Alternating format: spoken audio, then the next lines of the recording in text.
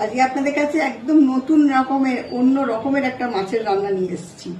এই মাছটা অনেকেই চেনে বা অনেকেই চেনে না, কিন্তু এই মাছটা রান্না করলে ঠিক মতন বলে বলে চিকেনকে কিন্তু দুর্বল খাইয়ে দিতে পারে।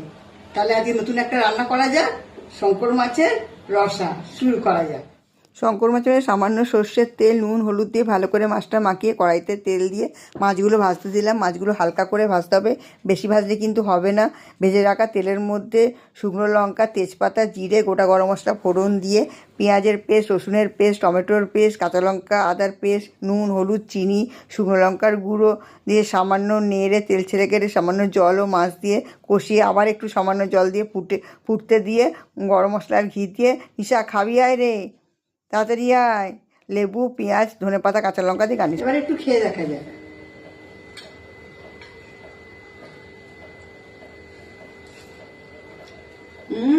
মাছের মধ্যে কিন্তু সত্যি মশলাটা খুব ভালো ঢুকেছে। তাহলে আজকে রাতের ডিনারটা কিন্তু ভাত রুটি দিয়ে জমে যাবে। আর খেয়ে কিন্তু বলবেন যে কেমন হলো, কমেন্ট করবেন কিন্তু অবশ্যই। আর লাইক শেয়ারটা একদম করতে ভুলবেন না। আর বেল আইকনে ক্লিক করবেন, সাবস্ক্রাইব করবেন। টাটা।